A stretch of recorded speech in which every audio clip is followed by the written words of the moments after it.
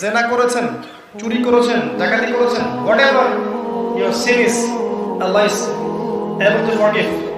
আল্লাহ পাক ক্ষমা করতে সক্ষম। এমন কোনো পাপ নাই যেটা আল্লাহ পাক ক্ষমা করতে পারেন না।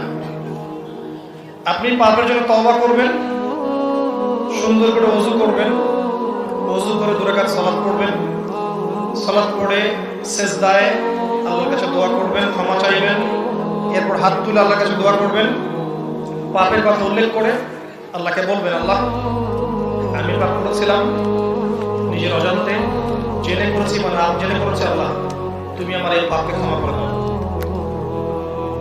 এবং জীবনে কখনো এই পাপ করবেন না মর্মে আল্লাহর কাছে অঙ্গীকার করবেন।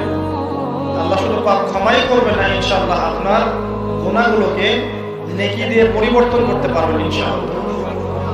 তবে যদি আপনার পাপটা অন্য কোনো মানুষের সাথে জড়িত হয়ে থাকে, যেমন কারো টাকা নিয়েছেন ফেরত দেননি, বা সম্পত্তি আত্মসাৎ করেছেন ফেরত দেননি, কাউকে গালি দিয়েছেন, বা কারো মান ইজ্জত হানি করেছেন, অপবাদ দিয়েছেন, এগুলো তার কাছে গিয়ে ক্ষমা চাইতে হবে।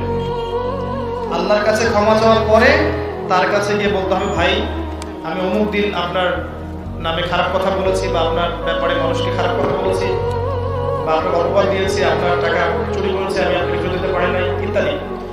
আপনি আমাকে আল্লাহর রাস্তায় মাফ করবেন, তার কাছ থেকে ক্ষমা নিতে হবে।